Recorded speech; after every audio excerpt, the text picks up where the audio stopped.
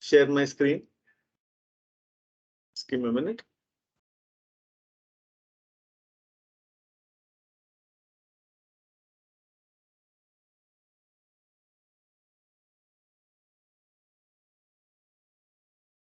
I will share my screen. Please do let me know if you guys are able to see the screen. Are you able to see the screen? Yes, Swamy, you're good to go. Okay, so thanks so much. So let me give the introduction of what is that we are going to do in this series. So this is a series which we initially planned 18. It could be more sessions, but it will not be less. And what is this session about? This session will assist you in your AZ-204 series. So the content wise, we will refer the MS Learn modules. So we will go through this MS Learn modules that you have a lot of theory, but this series will supplement or like a assistant to this MS module. So we'll do lots of hands-on. Here we said that provision virtual machine, or the main topic itself is uh, infrastructure as a code solution. So let me show you that what does that mean and how are we attacking the learning piece. So if you come and see this, here is the study guide. So in the study guide, we go a little bit further. You can see this. They give this MS Learn modules here. So we go and we'll chew piece by piece. Okay, so if you see this develop for Azure storage, and if you see that AZ Learning implement infrastructure as a service solution. So this module has got four learning paths. So today we are going to tackle these two. So then next I will speak about that what is next, but slowly one by one we will chew the cake. No hurry, we'll learn. The important piece is we need to learn the knowledge, whether it is taking 1 month or 2 months or 10 months, but we will learn the knowledge. So that is the reason it will be full of hands-on. So less of a theory, more of an hands-on, because the theoretical stuff, the links also I will provide what MS Learn modules we are tackling. Some of the times what it will happen is we will do some exercise which might not exactly belong to one particular MS module. It might belong to multiple MS module. That might be pre-session, like you do a net practice before going to a real match. So it could be like that. So we are starting with this infrastructure as a service solutions. So first, these two modules. And all the way we will cover bits and pieces here and there, and then we will learn. So let me explain the concept. What is that we are doing it. So we start with this, and we'll spend some good time doing a lot of hands-on, and because I piled up a lot of content within this 1 hour, and within this 1 hour, and if you are not able to cover this something within this 1 hour, we will come back to the next episode, but we will see. And any of the queries which I'm not able to answer here, I'll definitely get back to you. You can hit me on my Twitter, or we can speak over the chat in C# corner. Okay, so that's about the series introduction. Let me share my screen. So what is that we are going to do? Okay, we will have a lot of hands-on, and some of the times we will introduce a concept, because what I generally do is I will consider the last man standing. That means if we are discussing some topic, in that we will have a mix of audience. Someone might be more advanced than me, someone is equal footing with me, someone is in the learning stage. So when I'm discussing, what I will consider is I will consider the last man standing. Okay, so not I don't consider people with equal footing or advanced, because we want to take everyone along with us. So let's take and stick to the game plan that will stick to the last man standing. Okay, so that's how we will take it up. So this is my GitHub link, Vishy Pylor. and I will put it in this chat so that that benefits anyone who wants to grab anything from my repository. And the entire series will be under C# corner. This is the first session. So there are 18 to 20 more sessions which will come. And on top of that, we will do labs also. Specifically, there are 12 labs. So once we complete this 18 session, then we'll cover the entire syllabus. What we will do is, as I was mentioning, we'll purely go by this learning modules, official syllabus, whatever is there. We'll see, we'll go step by step. We'll ensure that we will have a tracking sheet, what modules we have covered and what we are covering, everything will cover. There is no rush. So today we are covering these 2 modules. Okay. And what is that we are going to do today? And by the way, this is Swamy. I work at Applied Information Sciences and I'm a learner. So apologize if I do any mistake. That's my favorite slide, which I would like to tell. And there are a lot of things we are going to do. I'll quickly walk you through. So I've given the MS Learn modules. So the first is provisioning virtual machine here. And the second module we are tackling today is create and deploy Azure virtual resources using Azure Resource Manager template, ARM templates. Okay, those are the 2 modules referred. That gives the learning module is that whatever I'm doing is the supplement, like hands-on, doing some hands-on experience. They say that they talk about one topic, we are trying to do multiple things, supplement on that one so that you can understand things better. Okay, as always, this is another slide which I would like to present. I love this slide. Please fasten your seatbelt. So first we'll speak about a little bit about PowerShell and AZ module.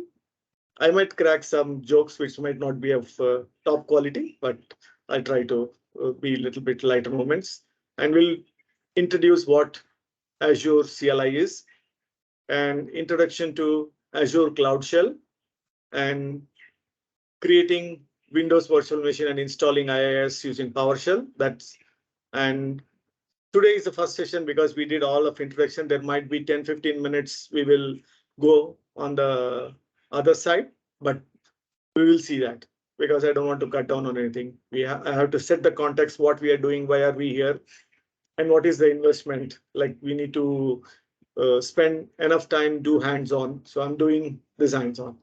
So creating Ubuntu virtual machine, installing Nginx, how do you install and how do you test that? And then creating the Windows virtual machine and installing IaaS using CLI, and then creating Ubuntu virtual machine, installing LAMP server. We tried Nginx and now we are doing LAMP.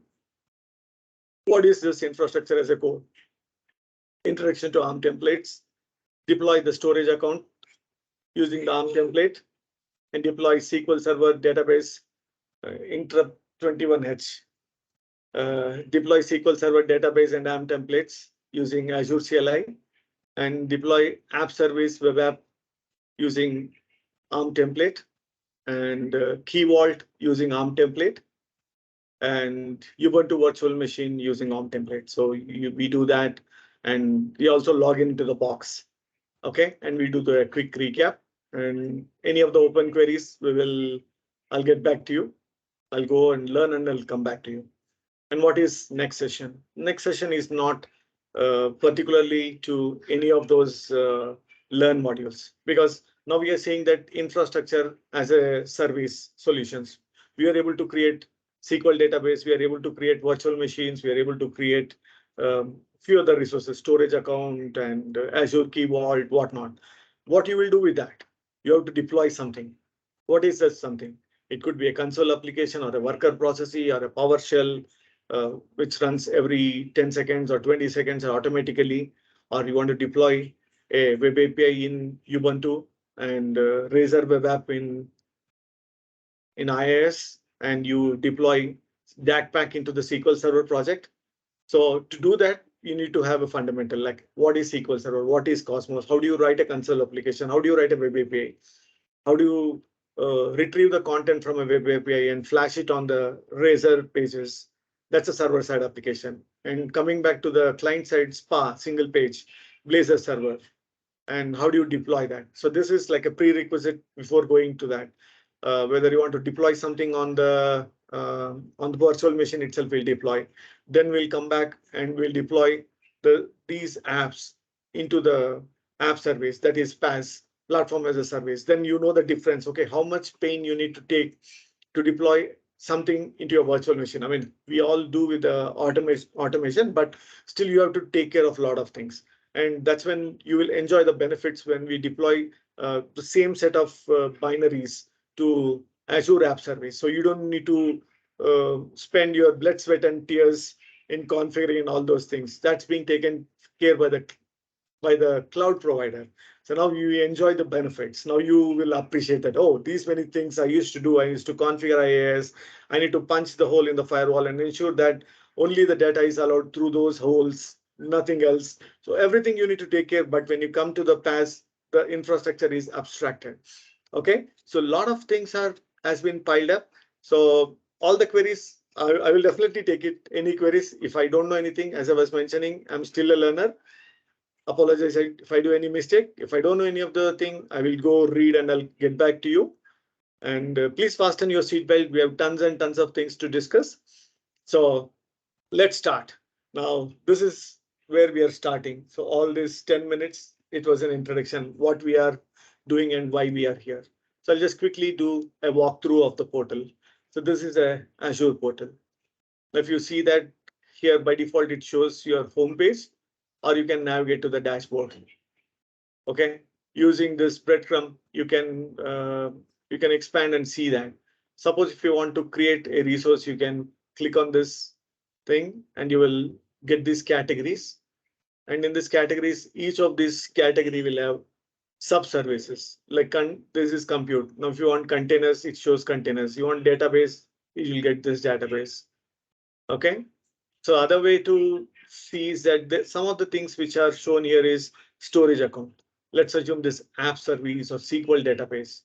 Now the other way is click on this all services. When you go to all services, you can see that this, when you mouse over on this, you see that star is empty. That means it will not show in that favorites. But if you see that storage account, there is a star filled with color. So that means when you go back to your services, that will here the favorites, it will show under this favorites. See that storage. If it's a toggle kind of thing. If I do that, you will lose it. Okay, so this is where you will find it. So other way, you don't know what you're looking out for. So I can search for keyword. Like if I search for SQL Server.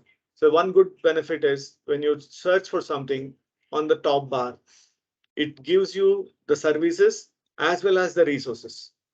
Okay, so if something I'm searching, it starts with SQL. So you're seeing that things which are starting with SQL, those services been displayed apart from the resources which are already created, which having the SQL label there, it shows that. Okay, and this is a Cloud Shell. We'll come back to that in a minute, where I can filter. I have different subscriptions where I can filter. There's a notification, and this is the settings. I can see all of those things, and I can go and do any of those customizations. I can do those customization, like change the layout and appearance. You can come in here. Now I have fly layout. I can do a docked, so that the left nav is always permanent. So I have Azure. Now I can select blue or light or dark or contrast themes. Different themes I can select. So at this point of time, we are not looking at changing those. And this is my subscription. Okay, so that's the 30,000 foot what the Azure portal is. Okay, you have a portal, you have this left nav bar that's toggle on off, and you can get the service favorites and all services. And other one, you have home page where you see that recent or favorites and what are the services you have recently used. You can click on more services, or you can directly click on create here. And there's a top search bar. As we have seen that if I search anything which already have the name. You will see that like key vault. It figured it out that our intention is key vault, but I don't have any resource with key. I do have it, but I am I want to show something. That's the reason I deleted that. There is something with the key vault. We'll see that in a minute. And there's a Cloud Shell, and this is filtering, and this notification. This is where you do the customization and help, and that's feedback. I don't have any feedback now. So that's about 30,000 foot. Now, what is PowerShell AZ module? So you see that let's take 1 minute. PowerShell. So let's quickly see that what is PowerShell, because I never do any of the documentation. I directly depend on the documentation from the source sites, maybe Microsoft or Angular or Node.js, React. They do better job than me, so I depend on them. So this PowerShell is pretty much a powerful tool to achieve a lot of our jobs. Okay, so people are configuring, using this and making their lives easy.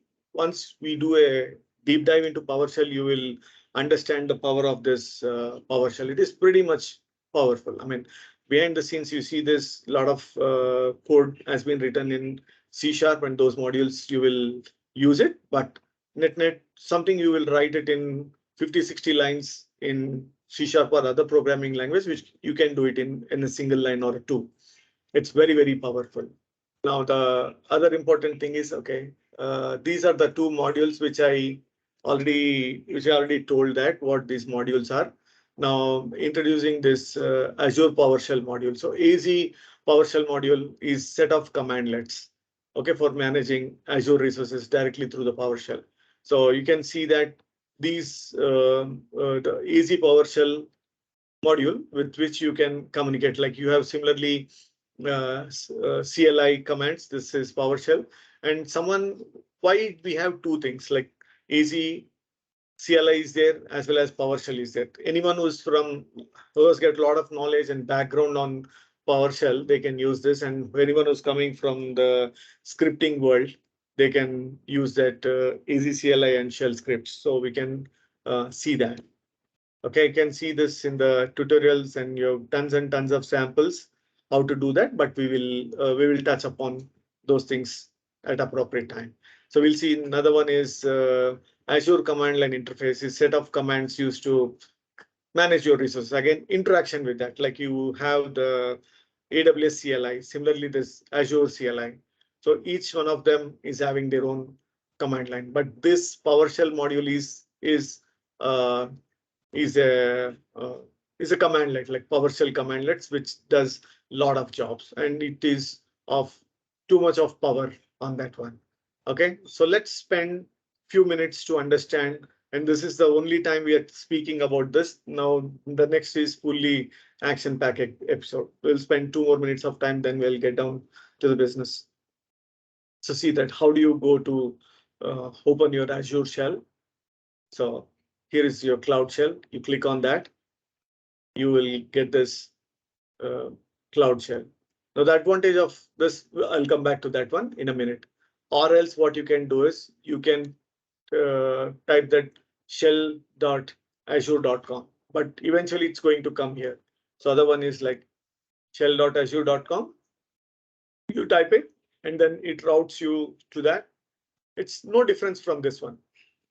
Here also you can come and adjust that top.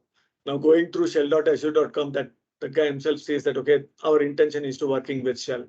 So is taking us here. Another important point is this is where you'll come. And Shell has got both. Anyone who's purely from the scripting side, they have this Shell script. And anyone who's from the Windows side, they have this PowerShell.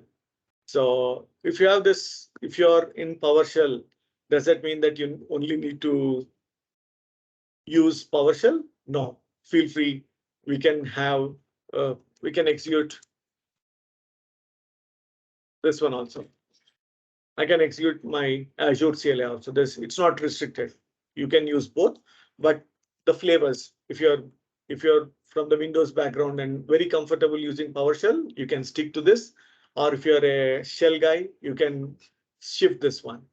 That's one important point. So you have both the flavors. Okay. And the second thing is I don't need to maintain the latest PowerShell modules. So if it is on our local laptop, first thing is I have to maintain the latest modules or what are the modules PowerShell supports or Azure CLI version like AZ. What is that AZ version? They are maintaining that. If it is on my box, it will be my responsibility every now and then go and update this things, right? So that's one thing.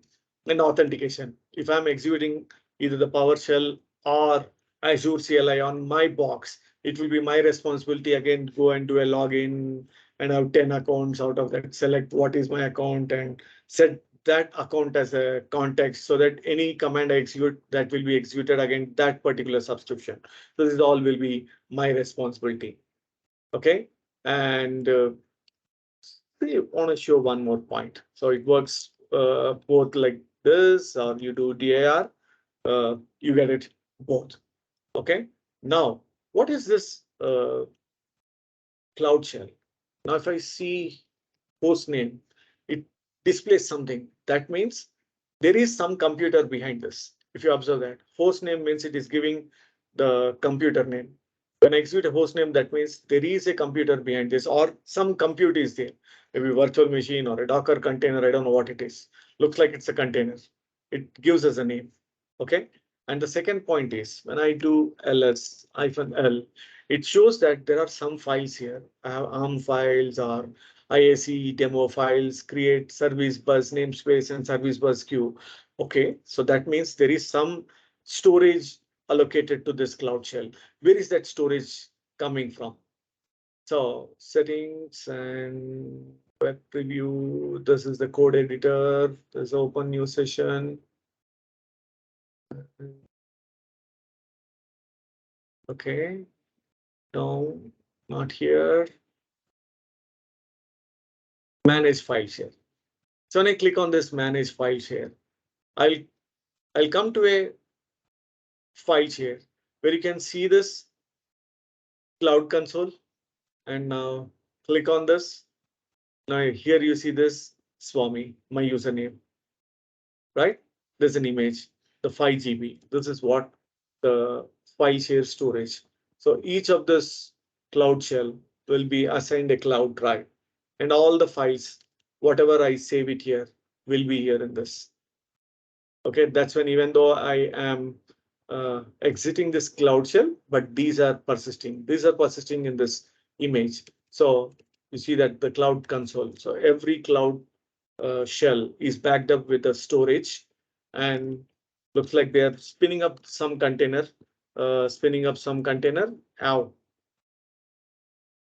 Spinning up some container and they are giving it like it's a temporary session. When I do a host name, it is giving me a machine name. So I assume that some kind of container or virtual machine. I don't know what it is, but it is some kind of machine. You can see that Cloud Shell, it runs temporary. I can't do installation because I'm being executed as a user permission.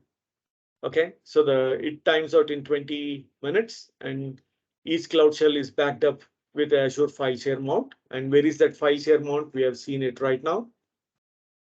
That's the file share mount. We have seen that. I go back and that's this is the file share. Okay, I can go and just find out that the file share.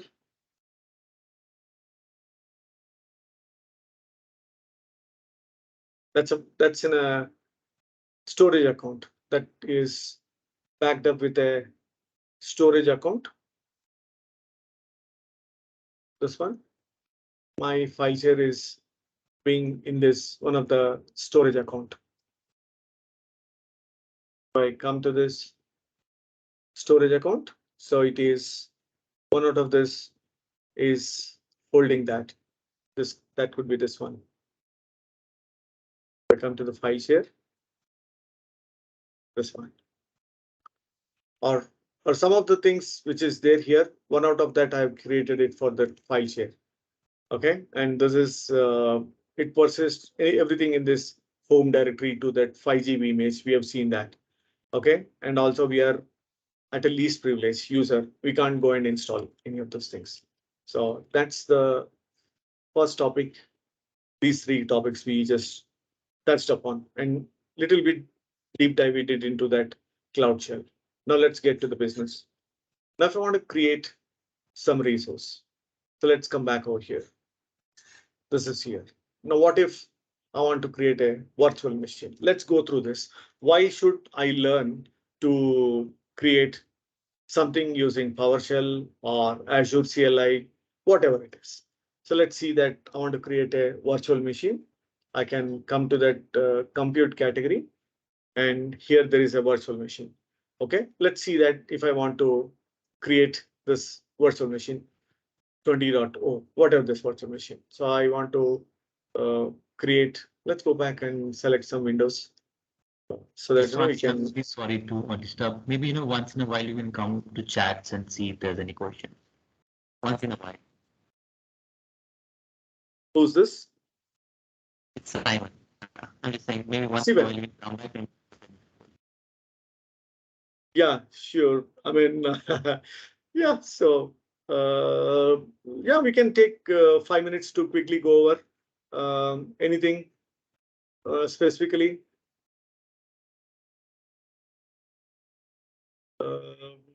Let me feel free to ask any of the question. Okay, all classes are free. Rohan Thakur. So I will do the community service. So I never did any paid session till now. And total how many sessions will be? It will. I'm planning for somewhere around a minimum 18, but it will be more than that. And on top of that, there will be 3-4 workshops doing all these 12 labs. So all the Microsoft suggested labs will do it. All of this will be free, totally free. Okay. So if you have any questions where you want me to stop, Steven, please feel free. Okay. So Vinay, what's the question? Vinay, you can unmute and speak. Very good, Swamy, good to go. Okay, cool then. So here you can see this Windows Server, and I'll select my resource group. Robbie was my best friend. I'm calling this. The name should be unique. It does that. And I'm creating in East US. So these are availability options like availability set, availability zone, virtual machine scale. So there's a lot of things you can get it from the MS Learn module, but I'll quickly walk you through. Like availability set is different fault domains. Like each of the rack, if the power goes off or something goes wrong, virtual machines, if you're deploying 2 or more virtual machine, they will be deployed under different fault domains, assuming that if the rack goes down, 2 racks doesn't go down. If someone is pulling off the wire, he'll pull only 1 rack's wire. He's not going to pull other racks wire because he's seeing that, okay, people are using fault domain, let them get their business.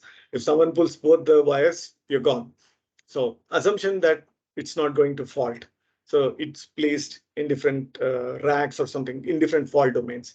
Similarly, availability set, you have something region. It's like a separate Azure region, a different data center. Even if the entire region goes down, still you have something else. So those kind of availability options. And security have standard and these kind of security. And like it's like this Azure virtual machine or any cloud provider they are doing is like I can this is an example. I'm not doing exact match, but assume that you have got a plain pizza, and 1 or 2 toppings on that. They say that is 5 rupees. You say that can I have a pineapple topping? Yes, you can have pineapple topping, 2 rupees more. Can I have extra olive? Extra olive, 150 more. It's like that. You have all the services. You take whatever you want, and you at the end of the table you have to pay for it. So whatever you're selecting, it might add up to the cost. Something might come free, something might get add up to the cost. And here, if you want to see this, all the images, what these virtual machines are and everything, you will see these things over here. Okay, and then whatever is that. And the resource group is Robbie. Okay, that infrastructure, we have seen that availability, and images, we have seen that. Okay, run with the Azure Spot discount. So it's a spot. Azure offers unused capacity, like they give it for discounted price. Okay, if someone is ready to pay more, that will be taken from us. So be careful. So when you select these sizes, you can see that all sizes. So in the sizes, you see that what is this, which they are offering. So how many vCPUs, how many RAMs, and what is the max IOPS, the temp storage, and what it is costing.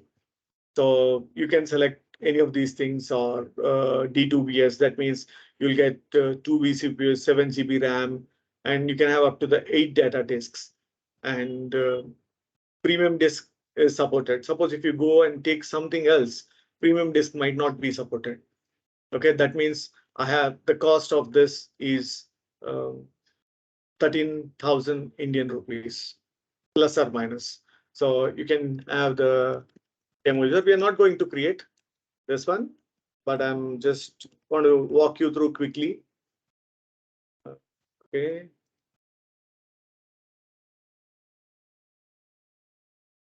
Right.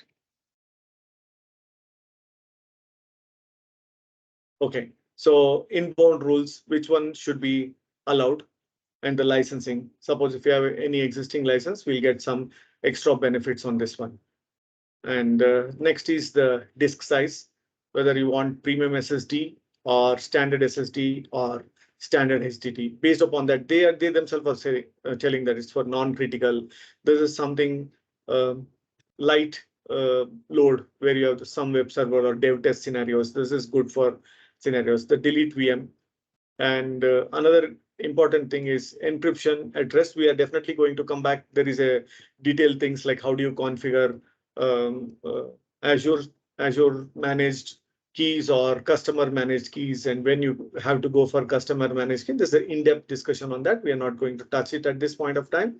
Let's go to the networking. We'll see that we will have a virtual network, a subnet, a public IP, a network security groups, and inbound rules, what these things are, and delete the public IP. We'll come back to that one a little later. But if you see that boot diagnostics, these are some of the things which we will discuss a little later, but not at this point of time.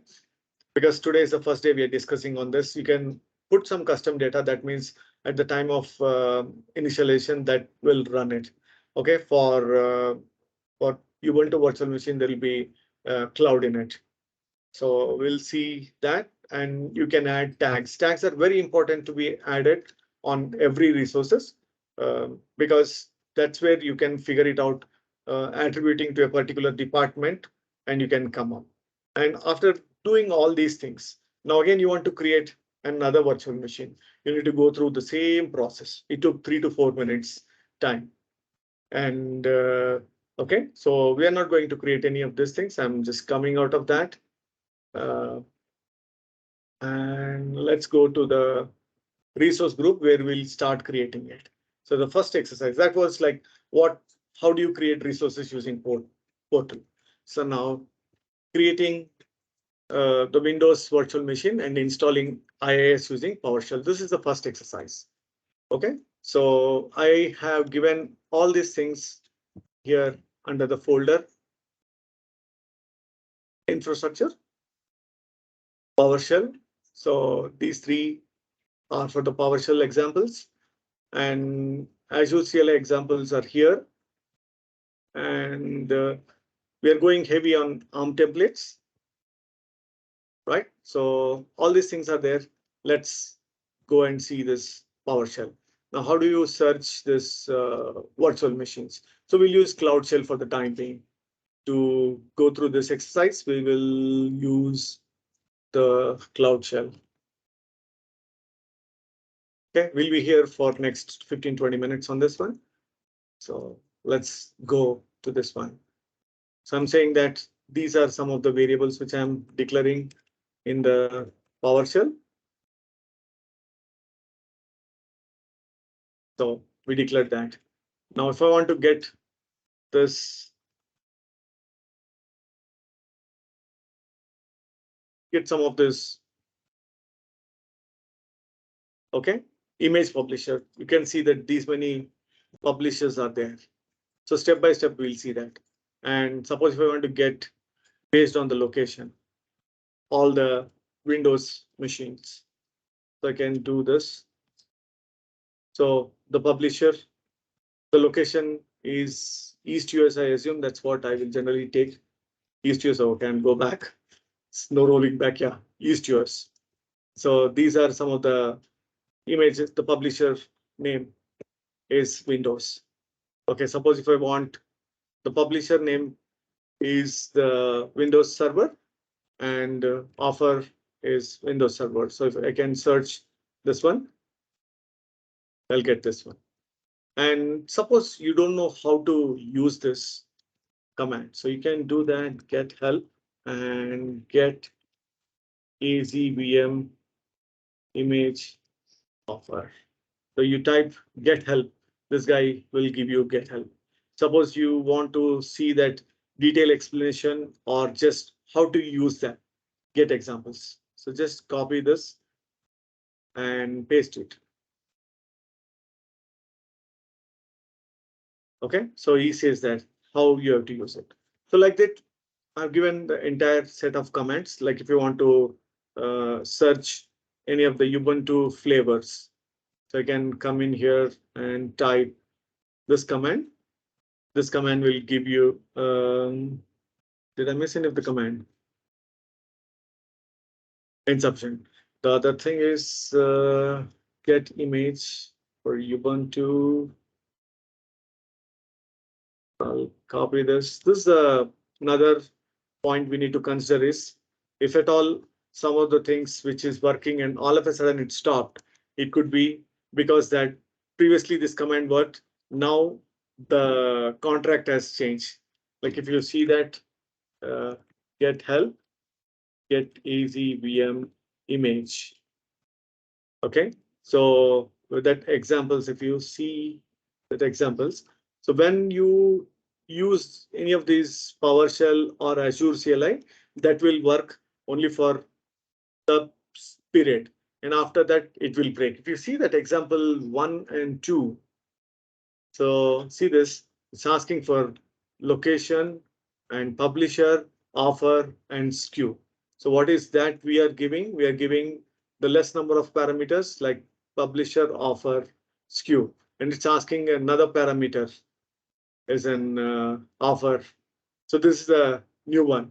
So like this, it will stop working if they do some additional change the parameters. So it should be extra careful. Today, this command is working. It's not guaranteed tomorrow it will work, because if they update and there is a breaking change, it will work always, but I'm not telling it will not work. But if there is a breaking change, it will break. Okay. So now next thing what we will do is we'll come back and create the Windows virtual machine. So the first thing is we are creating the resource groups. I will clear it off and you can see that we will create this. These are the variables we are creating.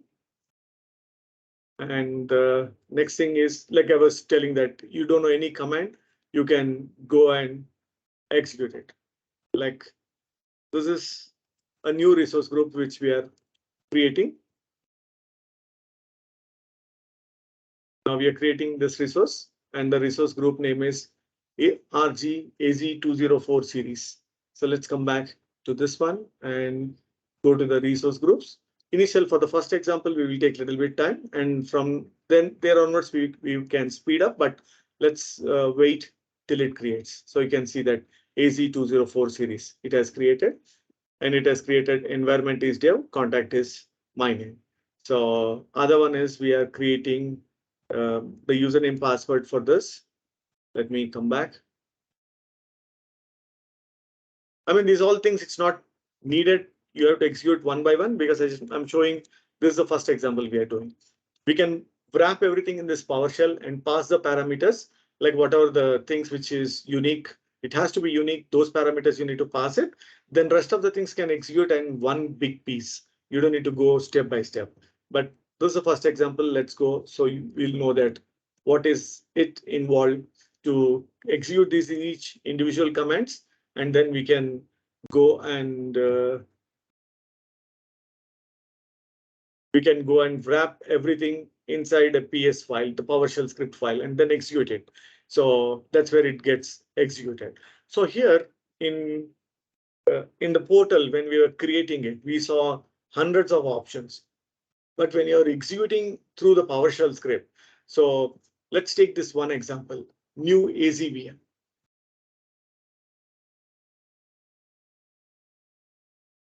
Okay, so if you come to this example, you can see this here also. You have a lot of options are there. So something is something like system assigned or user assigned. What should be the other things like SSH key name or generator key, or tons and tons of information will be there. Like you need to pass all? No, you don't need to. See, it's as simple as that. I'm saying that new AZ-VM virtual machine name and get the credentials. That's it. This one single line can create. You don't need to go through this. We at the most we typed 15 or 10, 15 lines. We typed it. You don't need to go through all these 10, 15 lines to create a virtual machine. Like you can execute with this 8 or 6 to 8 words. New AZ-VM, VM name, credentials, done for the day. It creates a virtual machine. You don't need to take the pain. Rest of the things it assumes that, okay, virtual machine size, I'm going to take this. What should be the virtual network name? I'm going to take this. What should be the subnet name? I'm going to take this. In which subnet I need to place? I'm going to assume this. So rest of the things it assumes. Like you want to do a deep dive, like you can do that. Like you set up some variables and configure these things, like you create a subnet, you create a virtual network, public IP, and the network interface card, and marry all these things. You create a credential object. Then you're creating the VM config where you have this virtual machine and the VM size, and that then you're saying that what should be the operating system, and then what is the network interface. You got it, the network interface you created here. So you're creating an resource, and then you're marrying it to another resource. Okay, you created a subnet, and that subnet, you can see that it will be married to the virtual network. You see that, the virtual network, and you're creating the public IP address, and that public IP address has been created. And then when you're creating the NIC, you're given this subnet, as well as you marry the public IP address to the network interface card. So you don't need to sweat a lot. There are tons and tons of documentation in this. All we need to understand what parameters we need to pass and till what length you need to run. That's where you need to stop. Okay, what you want to reuse, what you will create your own. And see this, now that we created it, now I can get the public IP address. I get this public IP address for this virtual machine. Okay, now if I come into this virtual machine, take this public IP address, copy, and I do a curl. I do a curl on this. There is nothing in there, so it will not affect. So what I'm doing is I will do an MSTSC and go grab this public IP from here, copy. Technically, I'm doing an RDP into that. Okay, more choices, login as a different user. What is that? Demo user.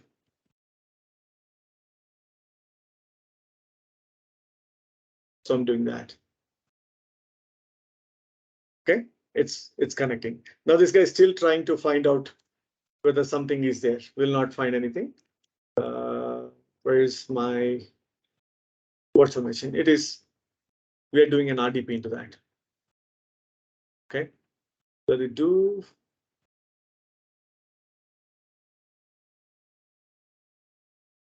Okay. This is my virtual machine. No.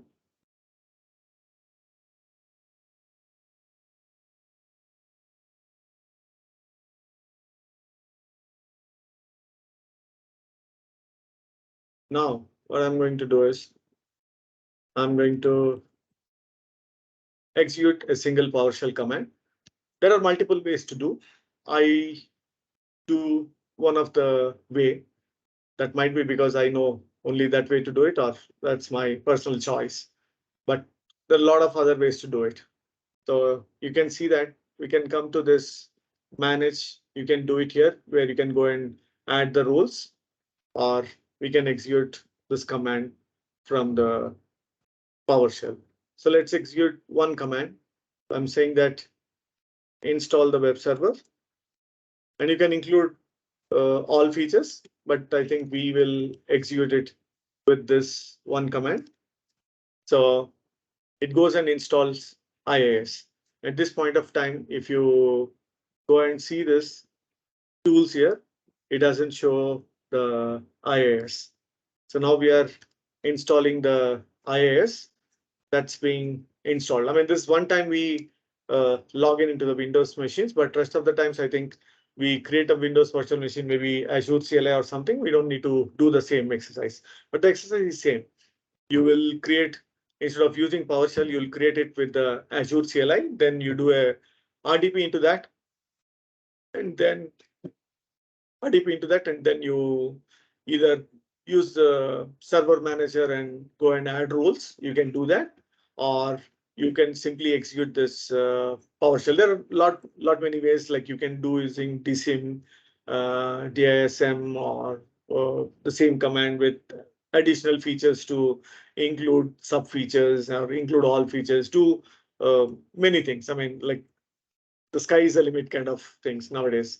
All these tools and scripting. See that now that it has installed, I can come in here and I can see this one, internet information server. The server is here. So now that we are here, we'll do the deep dive when we are doing installing that. But at this point of time, I'll stop there. And then what we can do is, in the same Cloud Shell, when we did the curl, nothing happened. Now when I do a curl, it is spitting some content. Now what is this content? Let's take this and do a HTTP. Now you see that whether you're doing it with the curl inside this Azure or here, that means we are executing this from here. How do you know that? Let's do a little bit of deep dive here, not too much.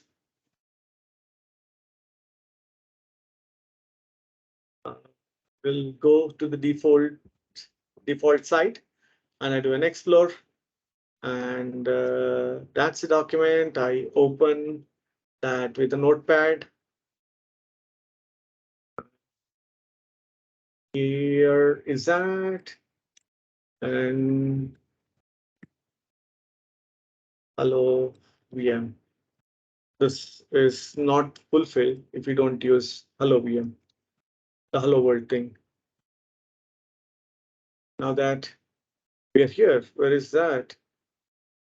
Now I do refresh. You see that? So that means whatever this page I'm hitting, that is coming from this IaaS. It's displaying this IaaS start. So that's that simple. Now to do all these things using Portal, it might take time, and or if you want to repeat it for another time, you have to go through this all.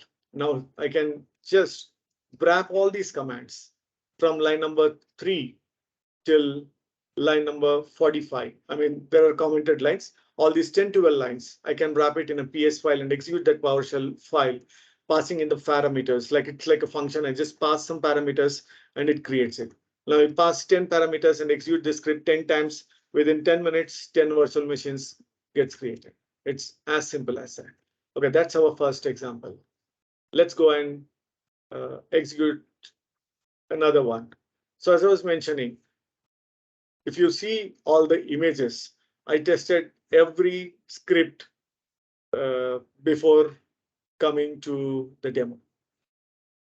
That means if I was mentioning, if some command doesn't work today, that's because something got updated. You see that some of the images, if you go and see that, that shows the timestamp, like 8/7, Sunday 6 p.m. And this is Sunday 6:20 p.m. And this is last night 10 p.m. And this is 10:30 p.m. last night. And this is today afternoon. Every image has got a timestamp, but something which is working within past 24 hours, it doesn't work. That means some contract has changed. Never mind. No. I have another tab for that. Let me come in here. Now this is, we are creating a Ubuntu virtual machine, right?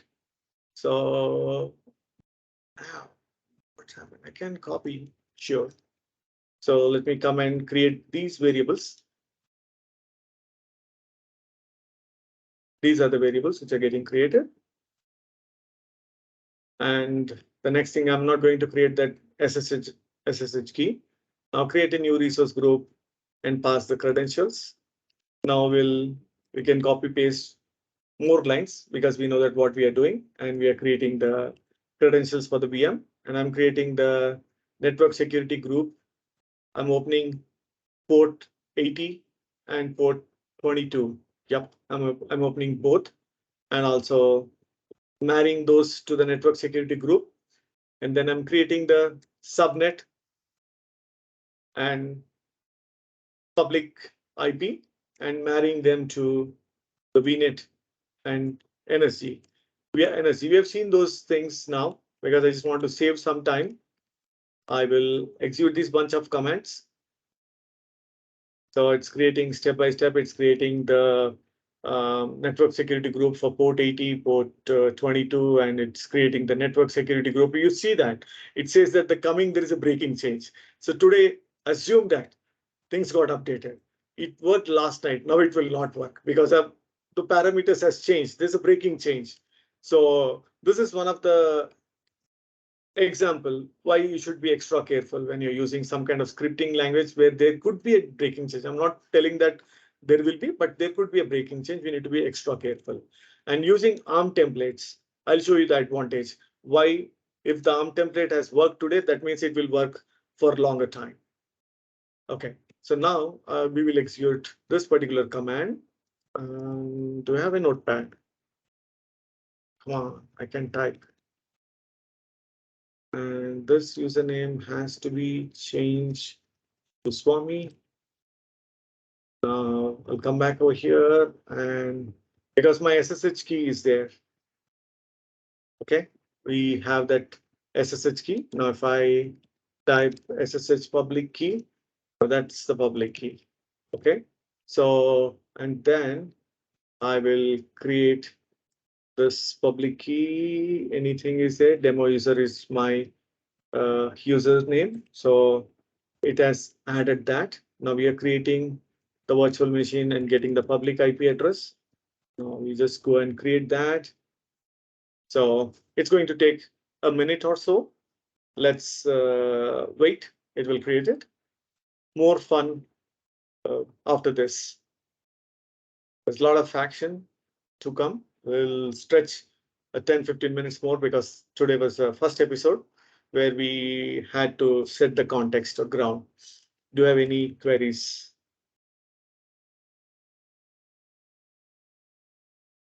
No queries. So it might take 2-3 minutes time. Guys, anyone has got any queries, please feel free to unmute yourself and you can talk.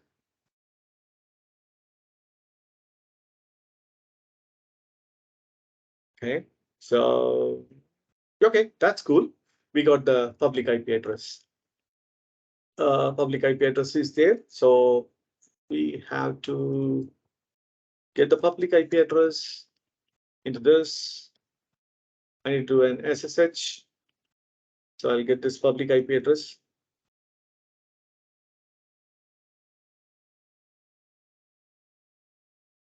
That's VM's public IP. and my username is Swamy. If I do an SSH from this same now, it will be nice if he gives me. So I'm doing an SSH. It's asking, do you believe? Yes, it's my virtual machine. It believes. Now you can see that when I do host name, it gives the VM August 2022 Ubuntu. That means that's the virtual machine. Okay, let's come back here and I do apt-get update and install Nginx. So I go and create that.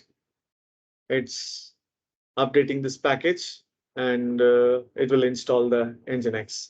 We'll see that. Then we can do multitasking because this is the first thing I want to us to focus on one particular thing, how we are doing. It's just the commands and what you want to send as a parameters and what you want the commandlet to assume. Like in the previous command, when you see, I didn't give the image size. So it told that you didn't give me any size. I'm going to assume that D3PS. And you need to be very careful when you're doing these kind of things. If it assumes that, and next day morning you come and you see that $50-$60 you're getting charged, that's too dangerous. Okay, so now you can see that I do a curl localhost. So because right now I'm inside the virtual machine, I'm not outside. Now I do a curl. Ow, Jesus. Okay, anyways, I do curl localhost. It's showing us the Nginx. Now I come out and I clear and I go back to my notepad. I have this public IP. This is the second way I'm accessing that. I'm saying curl. Let me show you that right now. I'm inside the Cloud Shell. Now I do curl and I paste the public IP. That means from the Cloud Shell, I'm hitting the Ubuntu virtual machine, which is sitting inside the Azure. We already punched two holes, one hole for SSH port 22, another hole for port 80 to hit the Nginx. That's what you're going to see here. See that? So we tested three ways within the virtual machine, Ubuntu virtual machine. We did curl localhost. It was showing this. Then from the Cloud Shell, that means we are coming over the internet or DMZ. We use curl, and within the browser, we do that. Right. So that is the second exercise. We did that. Okay. So we covered all these three. Now we are going to the second phase where we are going to play with the Azure CLI. Now this is a fun ride. Okay, so now you can see that. Just give me a minute. I'll have a glass of water.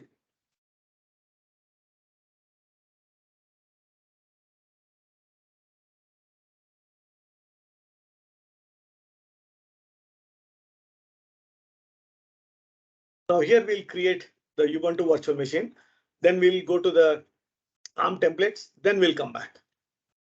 Okay, so now there's a little bit difference in two things. Let me create. I want to keep this PowerShell as it is here.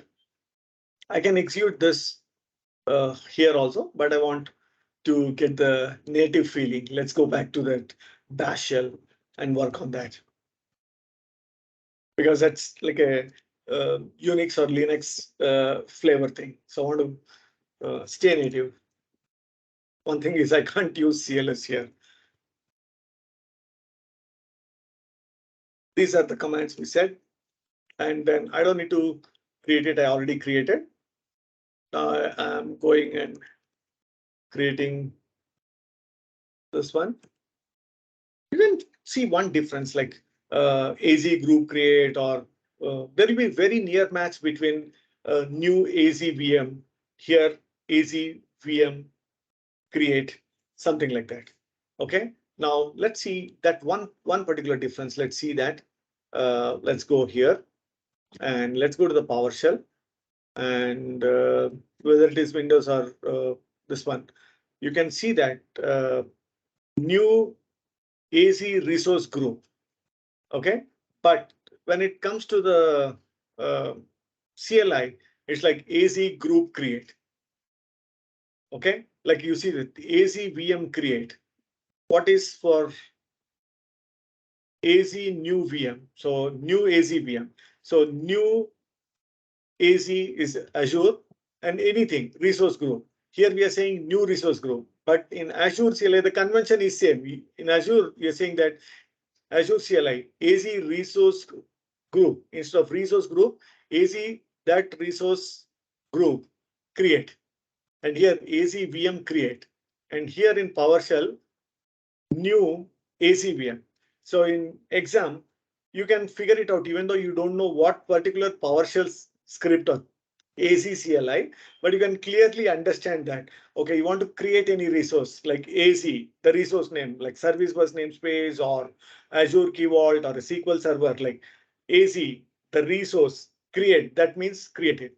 Like how do you map it to a PowerShell command like new AZ, okay, new hyphen AZ, then resource, like resource group or virtual machine, or see this, it is get, like if it is new means you're creating it. Okay, that's where you can figure it out what's happening behind the scene. So we have created this resource group. That was a tip. Like I can see that what all the resource groups which are there, and I want output in a table instead of the JSON format. You can see that all the resources. I go and create it. And some of the things I'm sending it, some of the things I'm not sending.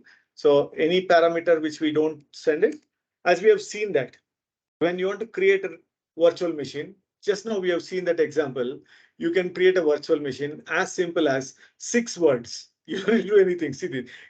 AC new VM 1, name 2, 3, 4, 5. Within 5 words, you can create a virtual machine. Okay. And also you can create it with 20 lines or 30 lines. It depends what you want the control. You want where you want to stop. You want something to be assumed. That's fine. You can go ahead and do that. So let me come back to the resource groups and see that did it create a new resource group? Yes, it has created. I think this is resource group 4, where it is spinning up this virtual machine. This is the resource group 2 for the Ubuntu, which we created with the PowerShell. And this AZ series that was using the PowerShell. This was a Windows machine, and this 2 is for Ubuntu machine with the PowerShell. 3 is for Windows machine using Azure CLI, but I skipped it. We will come back once we execute the ARM templates. We'll come back to this one. And I need to jump into my virtual machine on that because I need, there you go. We have it. Thank God we spoke about it. Okay, now that it created, now we can come back to this and see that.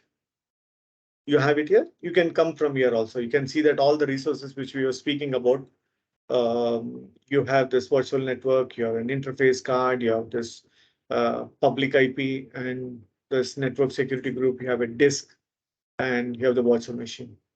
Like you can go in here and you can get the public IP address from here, and it is DSV2 3.5, 1 CPU, 3.5 GB. You can get it from here, but we are using the shell.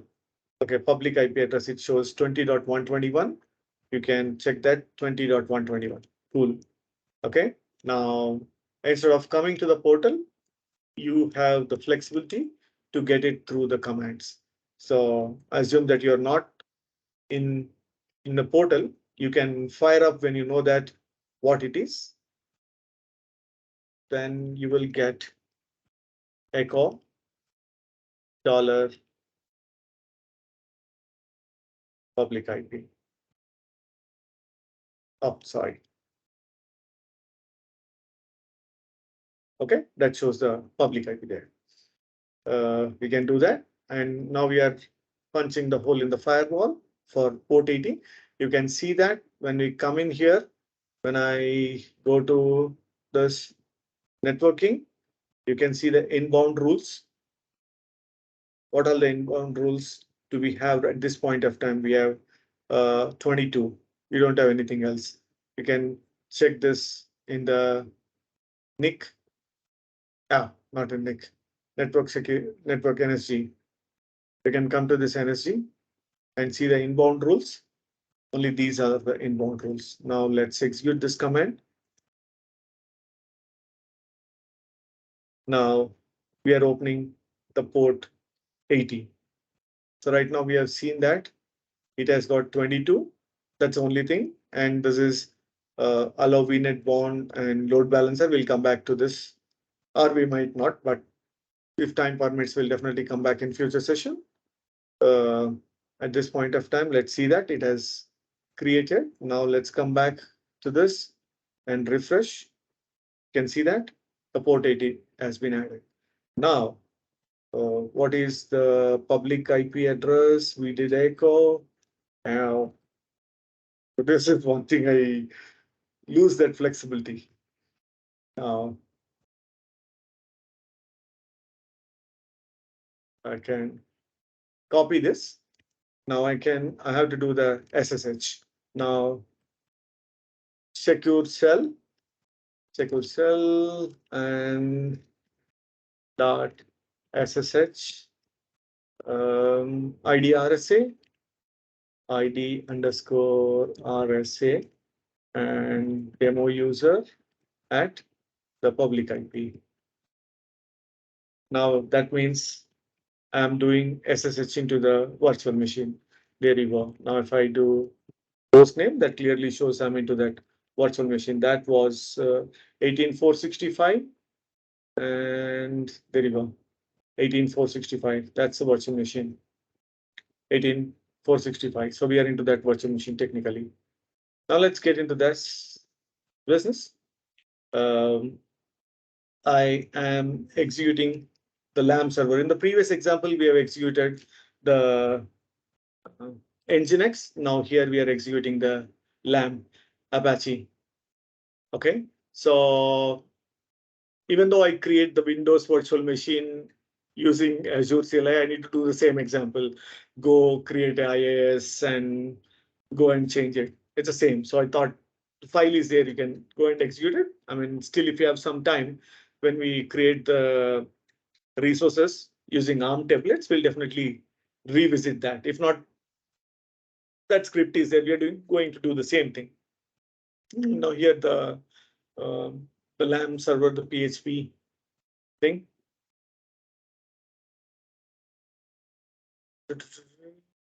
MySQL Apache server. It's installing it. Give it a minute, guys. It's 95%, and it will be installed.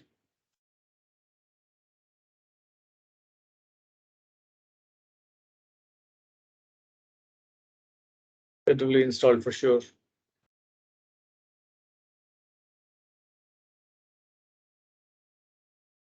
Wow, I think it doesn't take this much.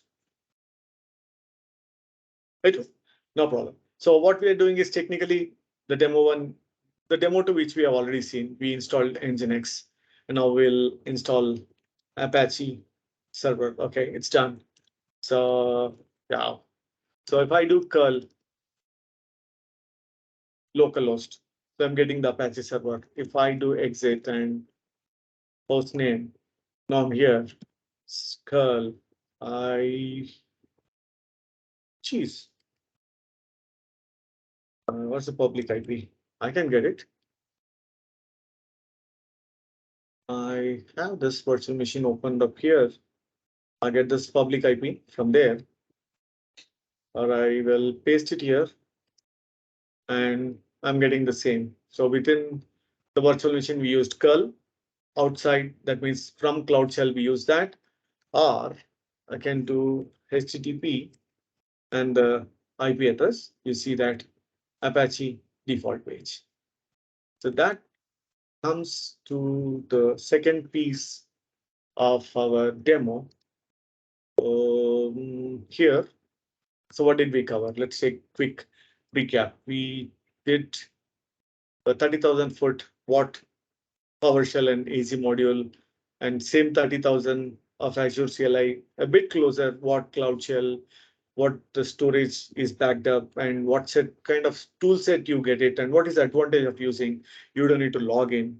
and that has got a user-based permission. Then we saw that how to create Windows virtual machine, install IaaS using PowerShell, and then access its page from the curl as well as the browser. Then create a Ubuntu virtual machine, install Nginx using PowerShell, and then access it using curl inside and using public IP from the Cloud Shell and from the browser. And this part we skipped it because it's the same exercise, and we came and we touched upon this. Again, we created the virtual machine with the Azure CLI, and we accessed three ways. One is inside the virtual machine curl with the public IP from the bash Cloud Shell and with the public IP. Okay, now this is the fun part. Now, why do you need this infrastructure as a code? Okay, so if you see that, why do we need to do this infrastructure as a code? As I was mentioning, the PowerShell script, you can write it. It's all equally, even in Azure pipelines, in productions, they use some, to a decent extent, they use either Azure CLI or PowerShell. It's not that you don't need that skill set. You definitely need it. As long as you're in this industry, you definitely need those skill set, even in build pipeline or to make your life easy in your day-to-day jobs. So what is the advantage of having this infrastructure as a code? That means today you have created the infrastructure. And sometimes what happens is when you execute you have a resource group and you again execute the resource group command, and you've created few resources, execute the resource group. It might delete the resource group and the resources inside the resource group and recreate it. Those kind of commands is destructive. We need to have either incremental, like you used ARM templates and you created 10 resources and you manually added 2 more resources. Now there are 12 resources and you updated the ARM template to add 11th resource. Now this is 11 resource and 2 resource which you have manually created. So Azure template should not harm, the ARM template should not harm the 2 of the resources which got manually created. So it should be incremental. That's one way to tackle it. And also, how is the infrastructure growing? What versions it went? How did you add the policies or permissions or added the fine grain control, like added the extra space or added another public IP and added a policy or removed a port number? Do many things, but you need to know that how the things are. So this guy really solves the problem. This infrastructure as a code that really solves. And this ARM template, if you see that ARM template, okay, this we have seen, I already opened that. So infrastructure, this is a very nice thing, guys. I was mentioning that you have the templates, like how it grows. Okay, now you can use ARM templates, biceps, and Terraform. Like if you use ARM templates or biceps, that is very specific to Azure. Now, if you want to use Terraform, so that's a cloud agnostic. So you can write the same scripting. I'm calling it a scripting for lack of better word. You write the same Terraform configuration. They call it as a configuration. You write Terraform configuration. You can create resources in Azure, Google Platform, AWS, Alibaba, no matter where you write it. And the same scripting you can use. You can use this Azure CLI scripts also, but it will be backed up. Like you have an ARM template and execute this ARM template either using the PowerShell or CLI. But we will mostly focus on CLI. This we have seen that 30,000. Now you can see this Azure Resource Manager. Like this is a diagram which you need to understand, guys. Now this is Azure Resource Manager, and this guy, Azure Resource Manager, internally goes and creates these resources. Now you can use this Azure Portal. Previously, we went and we tried to create Azure resource from here, but we didn't create it. But whatever we created internally, that guy is calling this. Now we have created PowerShell. It created the resource, but internally this PowerShell is hitting this layer. Now we created with Azure CLI. And that guy is internally going and hitting this. Now use a REST client. You can write a C# or Node.js or Python client and call these APIs. There are REST endpoints for Azure Resource Manager. So anyways, you do this, you have to come and hit this layer. Okay, now people are learning biceps and they might be very scared to use Azure uh, ARM templates because it's very big. I'm going to show you a lot of tips and tricks where you will start using ARM templates. Okay, just give me 2 minutes time. I'll show you that. First, I will execute one ARM template. Let's see that how the resources are getting created. Then we'll come back and see that how easy to get this ARM template going ahead with ARM template. So first of our demo, let me come back to this. Okay, let's create a storage account. Okay, very simple thing. So let me come back. I've given all the things, guys. Please feel free, go grab it, test it, and then something doesn't work, don't ping me. Try to crack some jokes, sorry. Okay, here we are, and PWD. And next thing is I need to get into infrastructure folder, and then LS and A3, the ARM templates.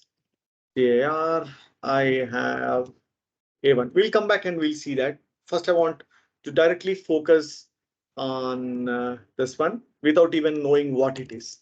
We'll come back and we'll fix our fundamentals. Now, first thing I'm saying that validate whether my templates are good or not.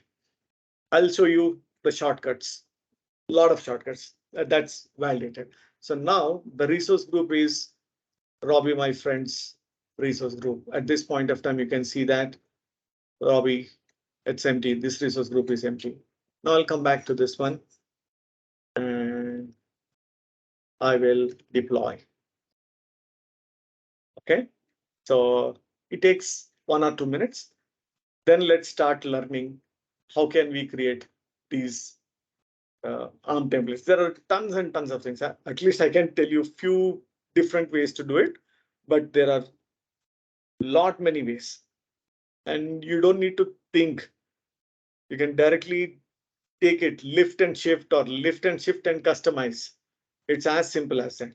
But as long as you know this, until unless you don't know this tips and tricks, it looks very scary.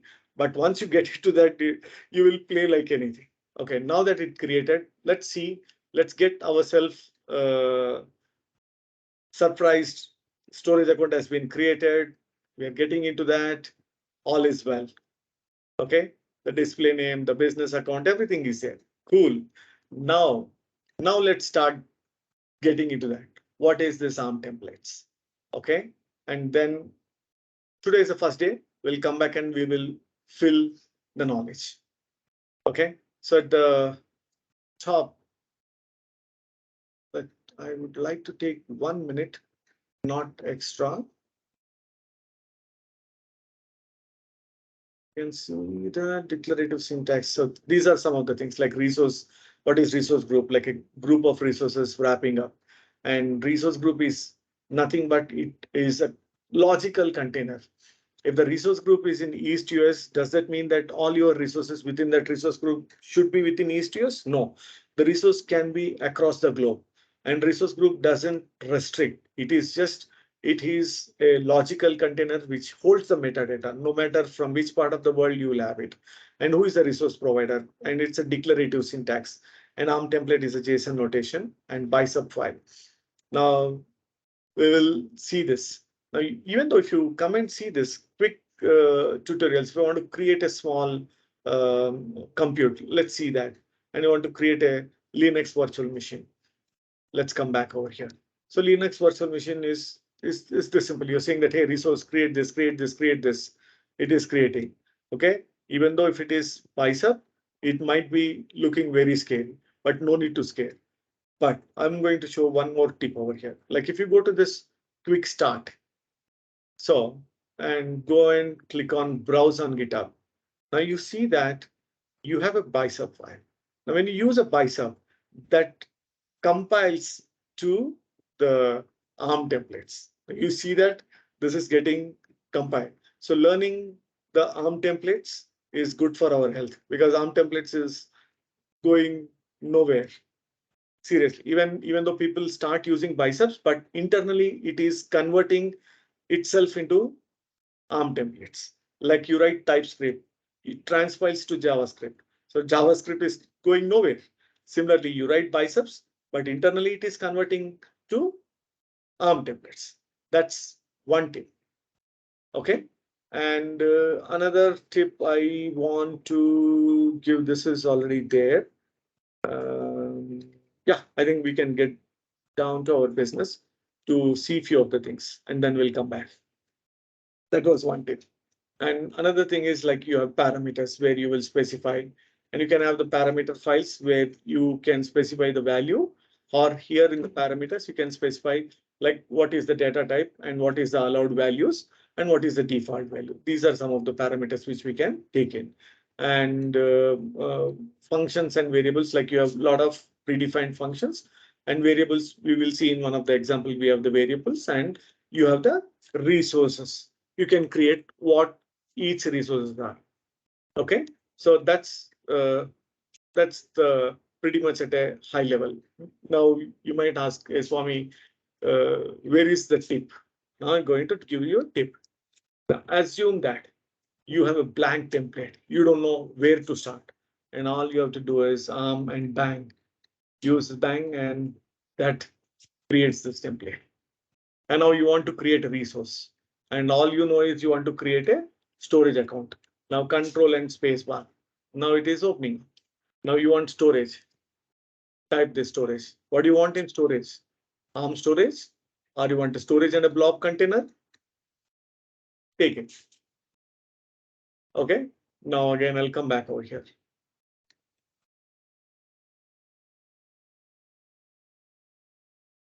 Now the storage. Now here you have a storage account, and within the storage account, you're creating a blob service. Like it's as simple as that. It is giving you full set of things. What is the base minimum which is needed? You just do a tab. Now see this, how simple it is. You need to understand what a resource is made up of. That's it. Like you want service bus namespace. Now create a service bus namespace. This is what is needed to create a service bus namespace. I do a comma.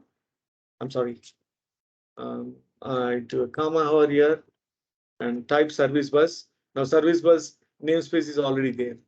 Now I want a queue. So type it.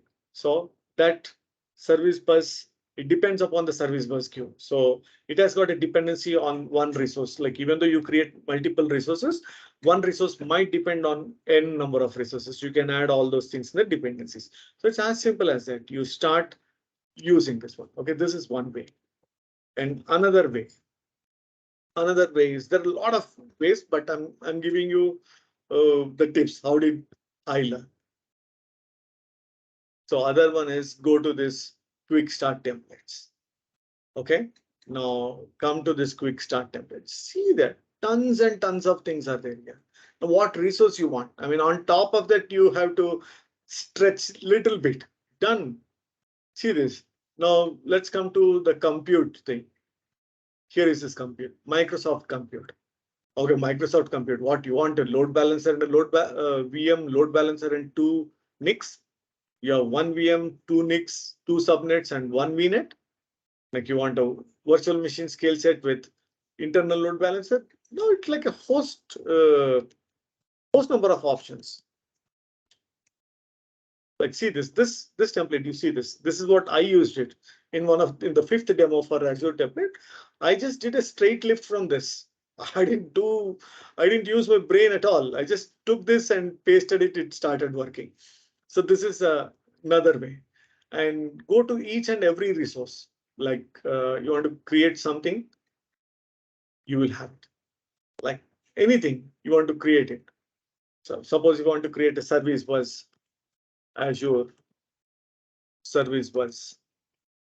Okay, just go to the documentation. Azure service bus. And let's get down to the documentation. And service bus messaging documentation. And you have an overview there, and you got a quick start. And how do you create service bus queue? You have it. And here you can see that tutorials, and here you have samples, and somewhere those guys will give you the ARM templates also. And again, I've shown you, isn't it, the quick start templates? And you can go to that quick start at the top. You do the quick start and type message.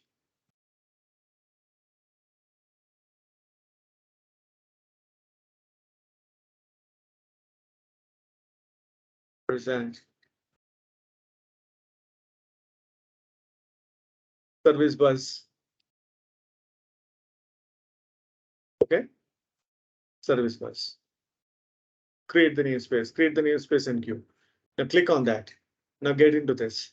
We can read this, excluding the parameters. So it is creating the service bus namespace, and then it is adding a queue inside the service bus namespace. It's as simple as that. Okay, so even if you don't know anything, like how do you create AKS, like AKS using ARM template, just type this. Tons and tons of information will come, and even in videos they'll give you. It's as simple as that. So no scare. You do a tab, you're getting everything on your plate. Okay, let's do that SQL Server. Now that we deployed it, I'm in Linux shell, cd dot and a2, the SQL Server. Now I directly do .deploy. Okay, so let's come back to Robbie's account. The SQL Server guy is going to take a little bit of time. I want to do one thing. While we are here, I want to take another instance of this. Hope it will allow. Infrastructure. Okay, and ARM templates and CD A3, that is web app, and I do deploy. So we are executing two things. I'm doing it for the first time. I don't know if it is low, but let's cross the fingers. If it works, then we'll execute another shell. It's not troubling. So now host number of options, CD infrastructure and CD A3 ARM templates and C3 CD A4 Azure Key Vault and deploy. We'll see that what deploys. I'll show you in the documentation what those folders contain. Okay, cool. I think looks like it has deployed that. This is going to take time. That's cool. Let's deploy all the resources, then we'll talk.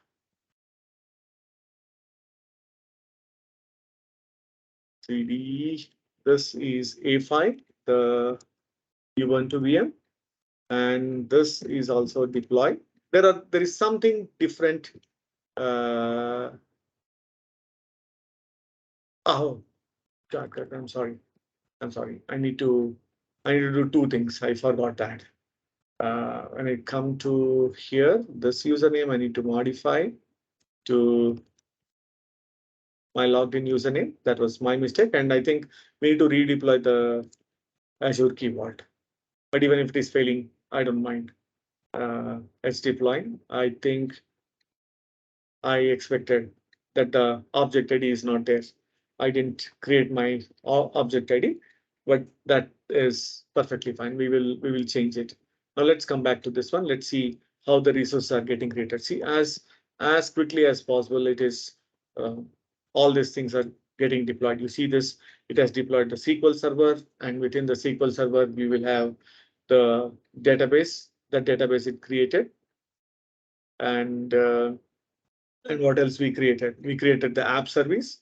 See that the app service is here. And let's wait for it to come and give us a control. I mean, I didn't start directly with the app service creation because we need to know what is happening under the hoods. Like we can start with the app service like any other thing and just go and deploy .NET or Java, Node.js application, but we don't know what is happening under the hoods, isn't it? We say that, okay, app service is abstracting infrastructure. What is that infrastructure? What is that compute? Now we know the pain. We are going through creation of those resources. We are going to create the SQL Server. We are going to create the IaaS infrastructure like Windows and IaaS. We are going to create a Ubuntu machine and Nginx, Ubuntu machine and Apache server. Now, when you know these fundamentals and you say that I'm going to deploy my API on a Linux workload, now you understand, oh, okay. So looks like Azure is providing some Ubuntu virtual machine and they might have Nginx, Apache or some other web server, and they're hosting these binaries into that. Now, when you go through this hard path, you know what is, you will enjoy that. What is that you're doing it? And you know that in and out of that, what is happening. It helps you debug the things much faster. So let's do one thing. Like this is the default hosting.html, which was provided. Now let's go to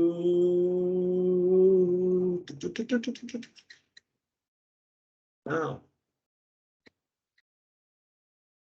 go to console, app service. We have it here. Let's clone an extension, app service editor.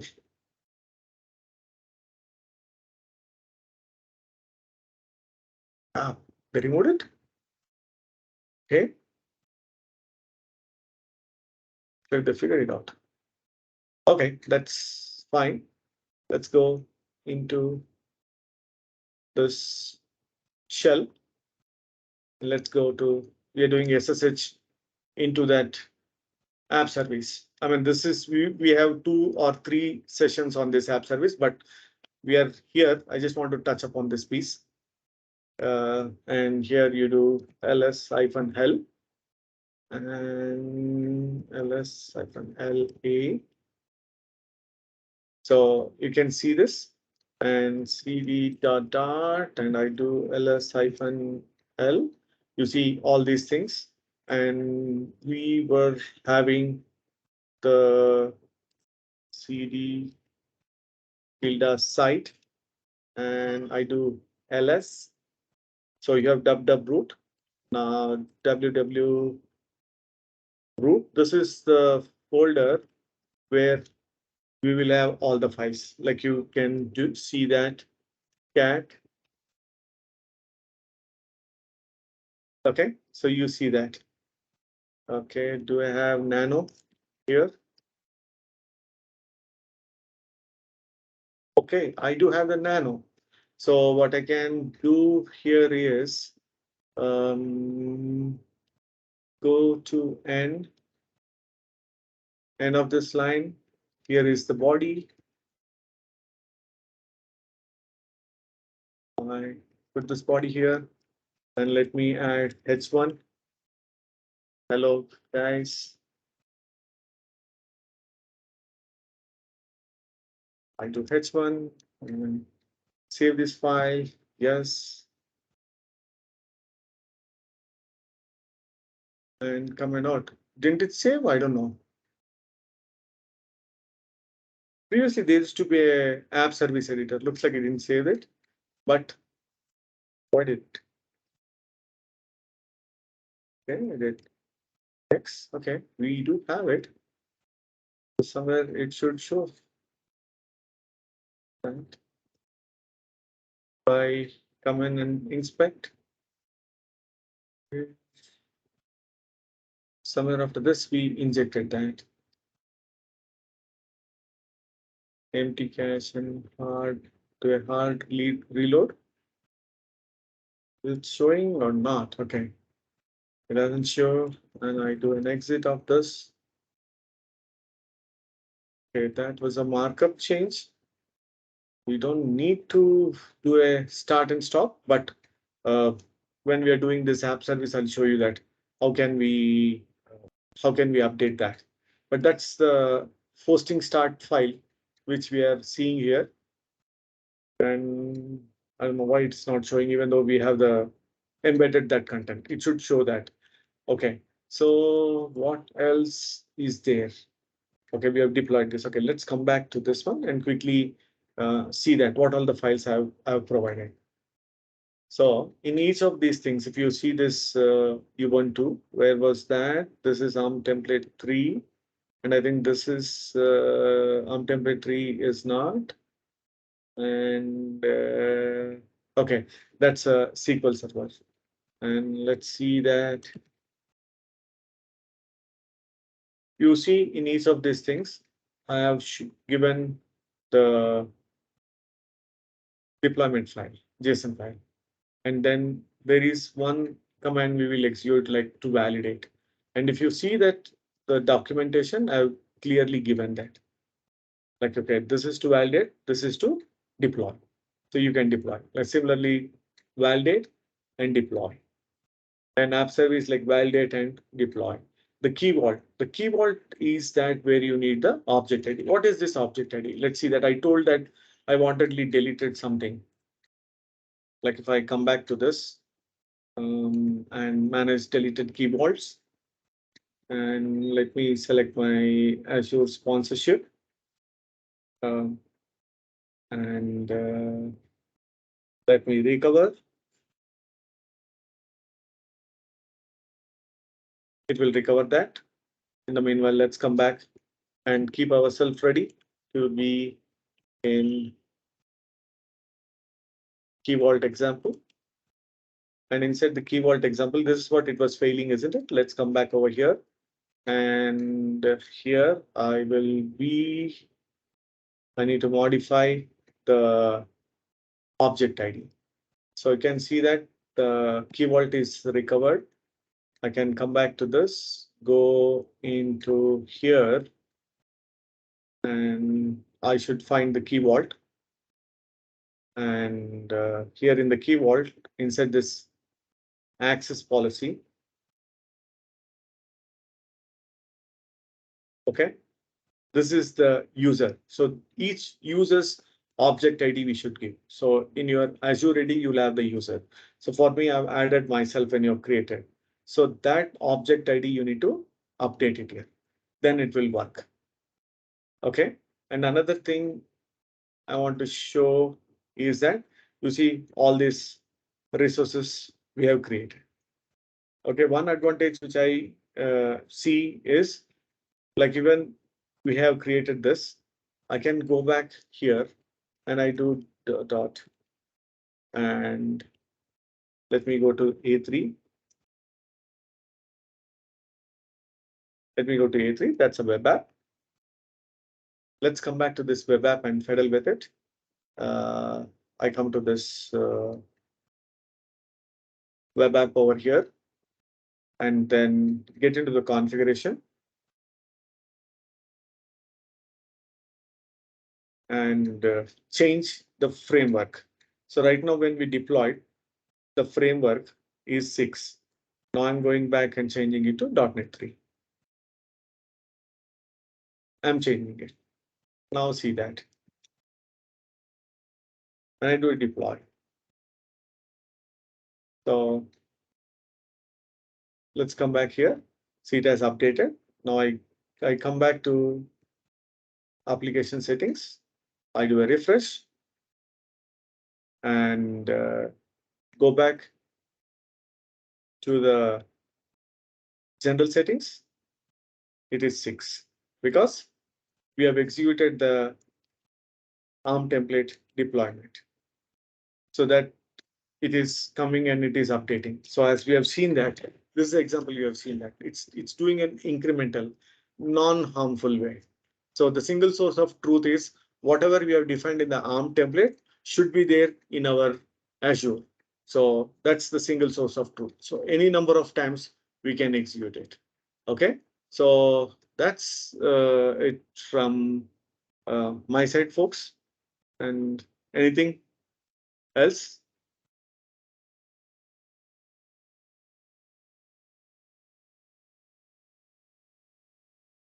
Anyone has got any queries or any feedback, positive or negative, please feel free to provide your feedback so that will help me prepare good content. So please do not hesitate if you have any feedback which is negative.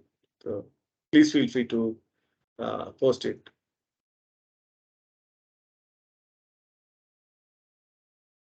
Ramesh. So this is the first.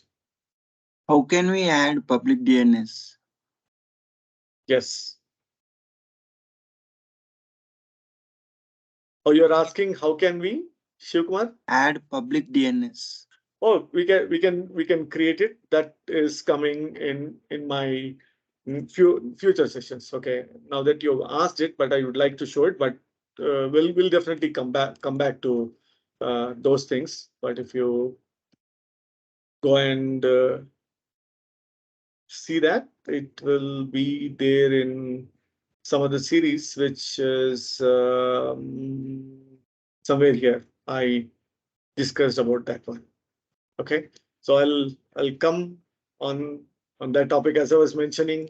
Shivkumar will have a domain. We have to purchase a domain. I already have the DNS record and everything created, but I just parked it so that we can uh, discuss on that. You can see that DNS zone.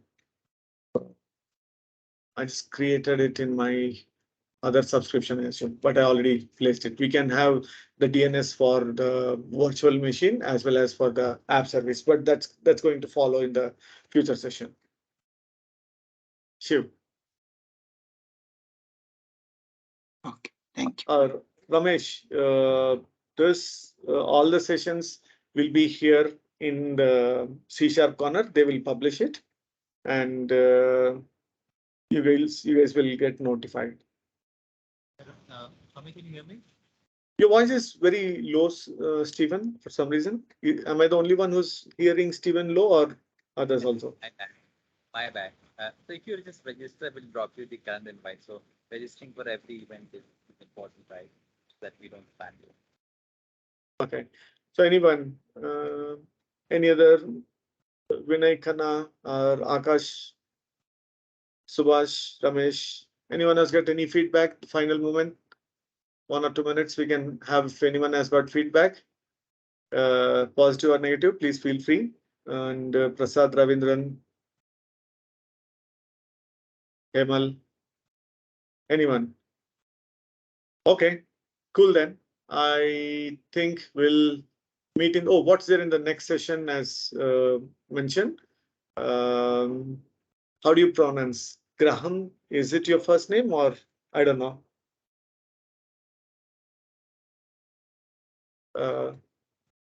Okay, thanks. Okay, Graham. Okay, so the next session is what we'll work on Cosmos DB. We'll work on SQL Server and programming with that and creating an API, creating the server-side web app, the Razor pages, and then we are going to create a Blazor WASM server. It's again a fully action-packed. All my episodes will be purely hands-on, and all sessions are free for sure. Okay, thank you so much, guys. Have a good night or greetings. It's a global thing, so whatever is applicable. Next session is on 13th.